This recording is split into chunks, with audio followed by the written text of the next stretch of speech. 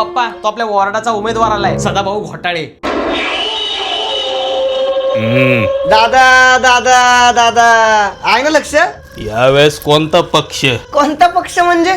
काय म्हणजे दरवर्षी याच्या मांडीवरनं त्याच्या मांडीवर उड्या मारायची सवय ना तुला? फांदीवर विकासाच्या फांदीवर इकडनं तिकडे उड्या मारायची सवय आहे ना तुम्हाला, असं म्हणायचंय पप्पा. अच्छा अच्छा. आणि दादा ऐका, यावेळेस पण आम्हालाच निवडून द्यायचंय. तू काय मेथीची भाजी का निवडून द्यायला? अरे कॉमेडी कॉमेडी कॉमेडी. तुमच्या स्टँडअप कॉमेडी पेक्षा कमीच आहे. स्टँडअप कॉमेडी मी कधी केली?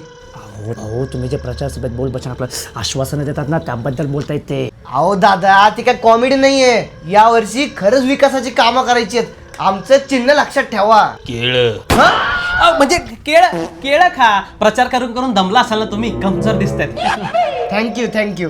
आणि आम्हाला तुम्ही भाऊंचाच घ्या. म्हणजे भाऊंना जो दिलाय ना, तो तुम्ही वाटून खावा. ठीक आहे दादा, यावेळेस आमचंच बटन दाबायचं. आधी जनतेसाठी कोणती काम केली ते सांग. काम रस्ते ज्याच्यावर तुझ्या थोबाडासारखे खड्डे आहेत. ते जाऊ द्या. आपल्या वॉर्डातले गुन्हेगार कमी झाले, कारण ते राजकारणात आले. साफसफाई, तुमच्यावर असलेल्या गुन्ह्यांची पाण्याची सोय. फक्त तुमच्या दारूच्या ग्लासामध्ये.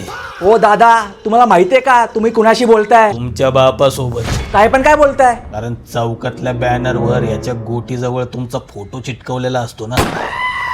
अहो दादा, जाऊ द्या ना.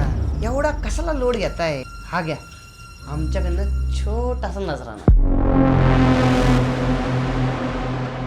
मनीषा, माझ्या चामडी पट्ट्याला घाटी मसाला चोळवणार.